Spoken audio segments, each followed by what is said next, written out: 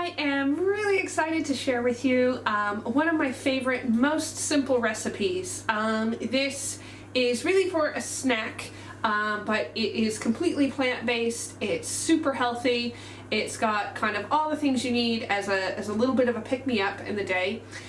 This is based off of something that I used to buy at Costco when I lived in the US. But I no longer live in the US and I don't have a Costco anywhere nearby, and I think even if I did, they don't sell these at the ones in this country. So I went online and found some, other recipes people had devised to kind of copy this thing.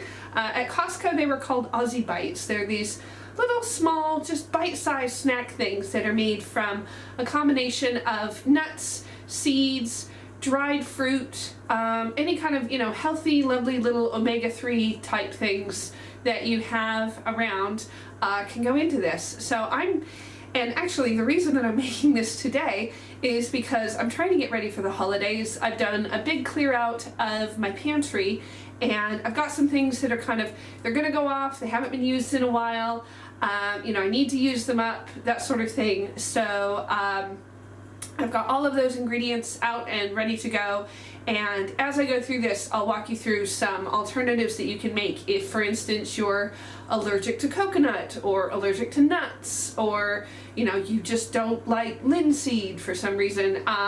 This is a really flexible recipe that you can do in a lot of ways. So let's jump in.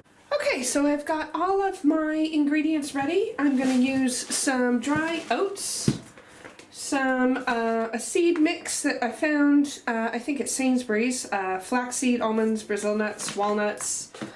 So this has definitely got some nuts. If you have a nut allergy, you can leave out the nuts.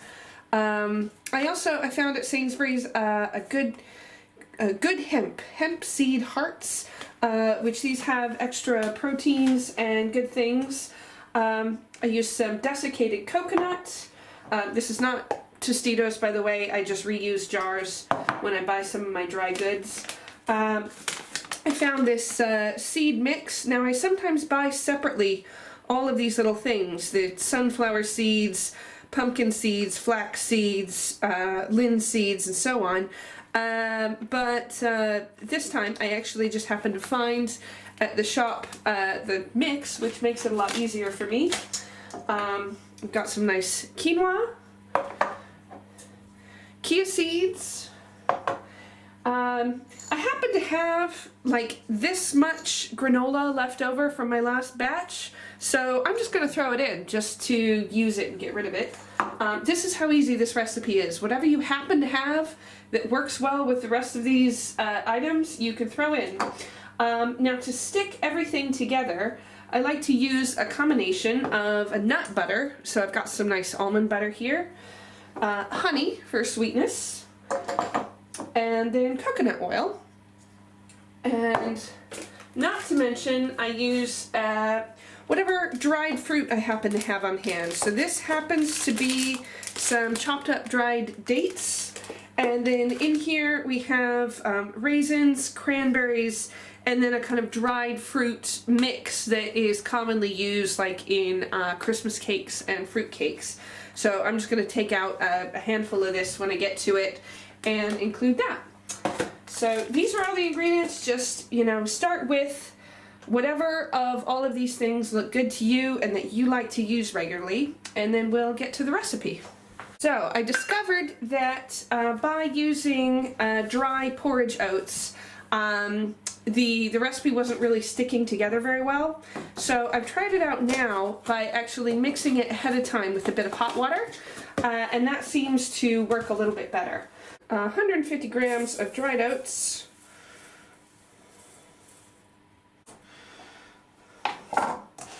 Okay, and then we're just going to add like a half a cup of water. Not a ton of water, just enough to get it all wet.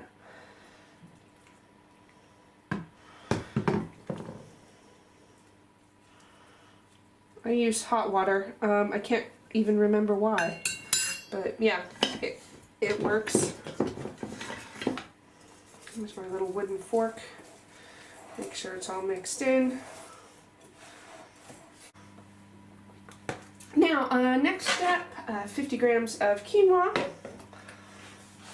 And everything else here I'm just going to add to one bowl. So as I add things, I'll measure these things out. 50 grams of quinoa. Now, originally, one of the other recipes I found online said to cook the quinoa first. Personally, I really enjoy the kind of the crunchiness and getting quinoa stuck in my teeth. That might not be to everybody's taste. Let me see, 35 grams of desiccated coconut. This is going to go up to 85 now. 120 grams of seeds. Now I'm going to do about half of this is the with the seed mix and half with the nut mix. So let's go 60 grams.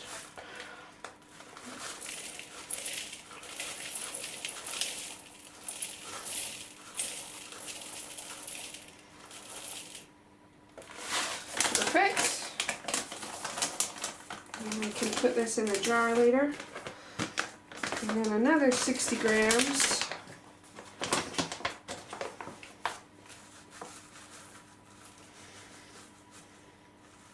I'm going to use some of this lovely hemp seeds.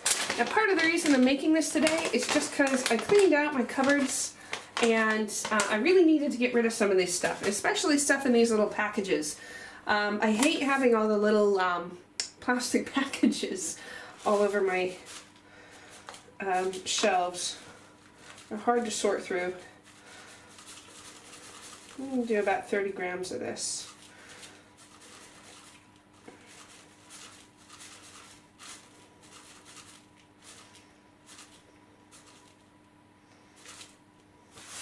No, is there that much left? You know what, I'm just going to do the rest of it.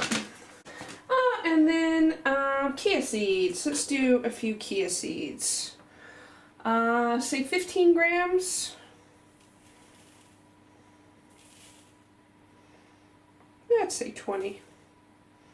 Why not? We love chia seeds, right?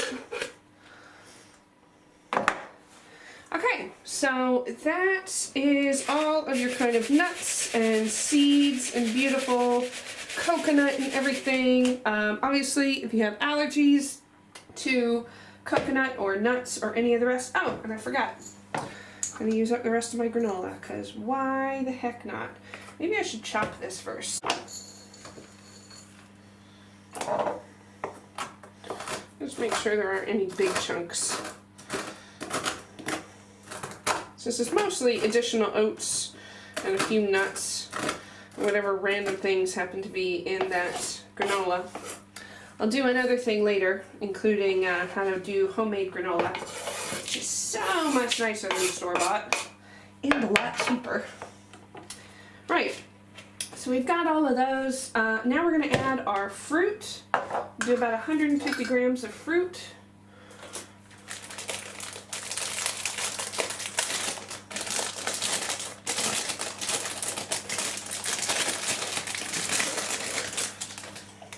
Get this bowl back so that we can measure. Alright,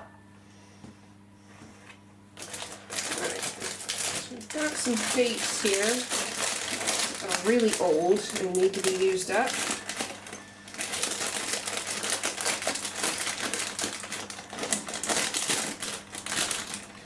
We're going into the holidays.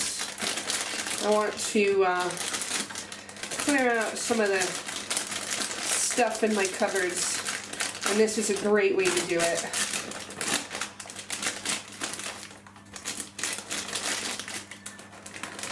So some of the dates, and then I'm going to pick through my collection of dried fruits here.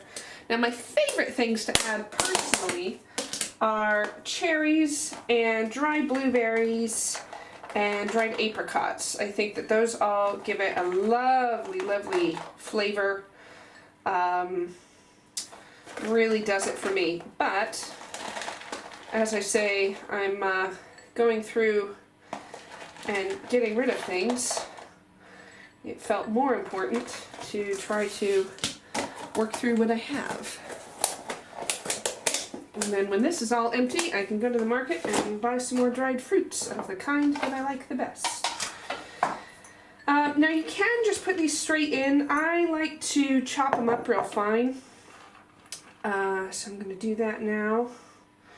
So obviously sometimes have these lumps all stuck together.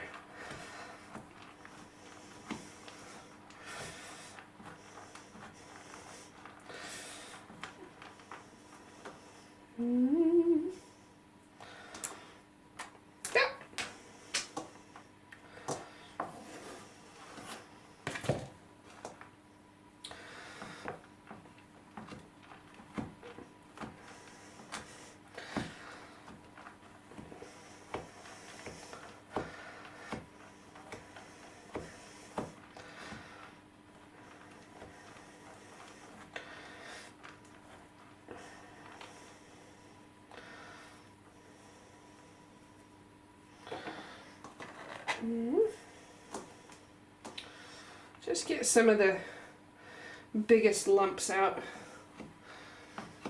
so that you don't bite into an Aussie Bite and it's all one giant date or something.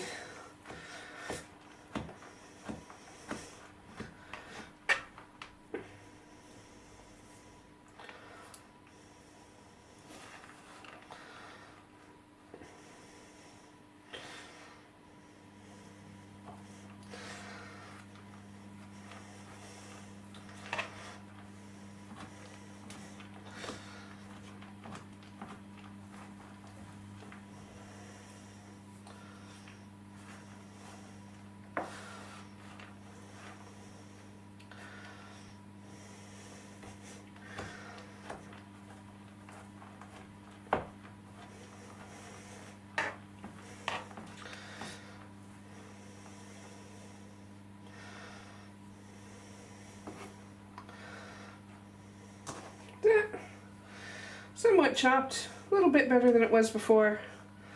That'll do.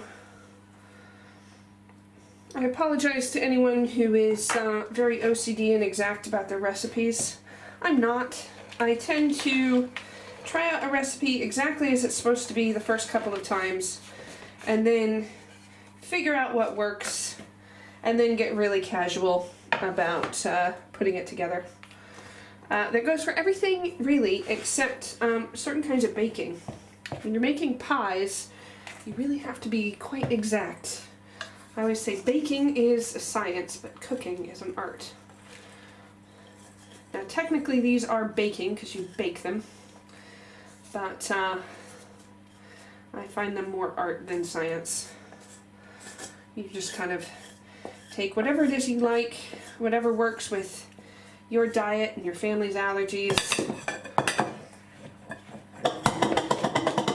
Yeah, so that was why we like to wet down the oats, is that it gets nice and sticky and it helps to bind everything else together.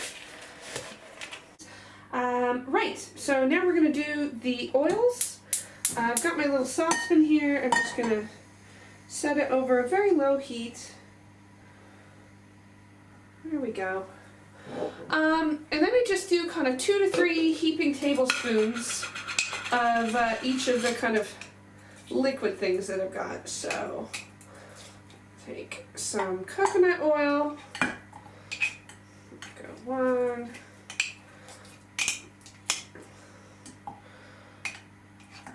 And this just, by melting it down, just makes it so much easier to blend it in properly. Oh yeah. Let's do there we go. We'll do some nut butter. This is going to be a little bit harder to get out. And there's one. I absolutely love nuts. Anything with nuts, any kinds of nuts. There isn't a nut in this world that I haven't befriended. So I'm all about using plenty of the nut butter. And again, if you've got allergies, just, you know, whatever alternatives, you know, sticky binding things that work for you. Yes, honey. I use the nice thick honey, not the runny kind. You can use either kind, whatever you happen to have that you like. Come on. Right.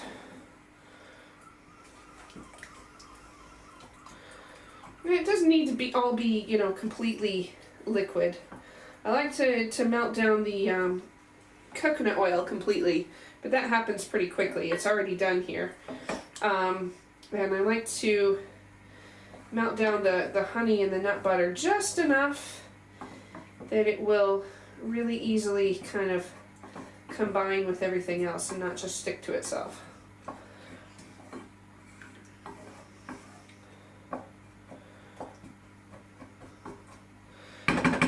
That seems about right. So I'll take that and just pour it on in, add it to everything else that we were just mixing up.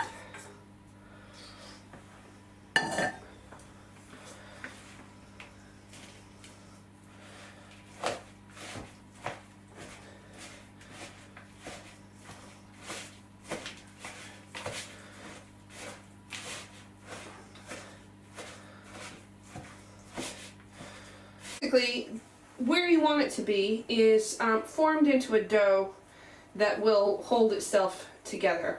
Because once they're baked, you want them to hold together until you bite into them and not just crumble the first time you touch them. So, that should just about do it. I think I've got everything kind of added in there. All the lovely fruits and nuts and seeds and proper hippie food this. Love these things. Okay, I'm going to wash my hands and prep the pan. So all of the ingredients are combined. I've got the oven set to, should be about 170 fan or 180 with no fan. If you're working in Fahrenheit, that's about 350. So you've got all your ingredients combined. What I've done is just form them into small balls. I've greased the muffin tins with more of the coconut oil so that it won't make any difference to the flavor and will help them come out a bit. The original Aussie Bites at the store that you get at Costco are quite small. They look like they're made in like a mini muffin tin. I don't happen to have a mini muffin tin. Maybe I'll get one someday, but for right now, I'm just going to use these, you know, and I've tried making like kind of more full-size bites, but I have to say they're really filling. They're no longer a snack, they're like a full meal. So I like to keep them pretty small, you know, the size of, you know, your small cupped palm should do it. And then as you can see, they're all sticking properly. They're not, you know, crumbling or falling away. That's what you want when you think you're ready. And then when the oven is all ready, you just pop them in the oven.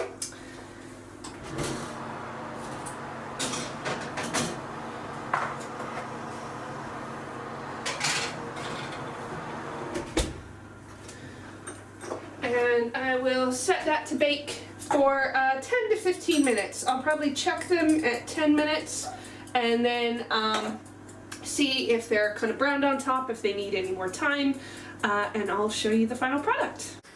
And there you have it, Aussie Bites. Holding together pretty nicely. Tastes perfect.